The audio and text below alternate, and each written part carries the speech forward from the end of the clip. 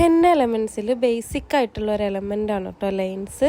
അതുകൊണ്ട് തന്നെ പെർഫെക്റ്റ് ആയിട്ടൊരു ലൈൻ എങ്ങനെ വരക്കാം നമുക്ക് ഈ ഒരു വീഡിയോയിലൂടെ പഠിക്കാം. അപ്പോൾ ആദ്യം തന്നെ കോൺ ഇതേപോലെ സർഫസിലൊന്ന് മുട്ടിക്കുക കേട്ടോ.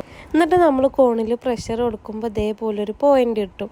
അപ്പോൾ നമ്മൾ ആ ഒരു ലൈനിനെ ഇതേപോലെ ജസ്റ്റ് ഒന്ന് പൊക്കി കൊടുത്തിട്ട് എൻ്റെ എത്തുമ്പോൾ ആ ഒരു ലൈനിനെ തിരിച്ച് സർഫസിൽ തന്നെ മുട്ടിച്ചു കൊടുക്കും. ഇങ്ങനെ ചെയ്യുമ്പോഴാണ് കേട്ടോ നമുക്ക് പെർഫെക്റ്റ് ആയിട്ടൊരു ലൈന് വരച്ചെടുക്കാനായിട്ട് പറ്റുന്നത്. ഹെന്ന എലമെൻസിൽ ബേസിക് ആയിട്ടുള്ള ഒരു എലമെൻ്റ് ആണ് ലൈൻ എന്ന് ഞാൻ മുന്നേ പറഞ്ഞല്ലോ. അതിന് കാരണം എന്താന്ന് വെച്ചാൽ നമ്മൾ ബ്രൈഡൽ ഹെന്ന ഒക്കെ ചെയ്യുമ്പോൾ അതേപോലെ വൈൻസ് ഒക്കെ വരച്ചെടുക്കുമ്പോൾ അതിന്റെ ബേസ് ആയിട്ട് ഈ ഒരു ലൈനാണ് കേട്ടോ കൊടുക്കുന്നത്. ബ്രൈഡൽ ഹെന്നയിലൊക്കെ ഒരുവിധം എല്ലാ ഡിസൈൻസ് ക്രിയേറ്റ് ചെയ്യുമ്പോഴും അതിന്റെ ബേസ് ആയിട്ട് ഇതേപോലെ ലൈൻസ് വരച്ചു കൊടുക്കാറുണ്ട്. പിന്നെ ഓരോ ഡിസൈനിനെ സെപ്പറേഷൻ ചെയ്യാൻ വേണ്ടിയിട്ടും ഇതേപോലെ ലൈൻസ് യൂസ് ചെയ്യാറുണ്ട് കേട്ടോ.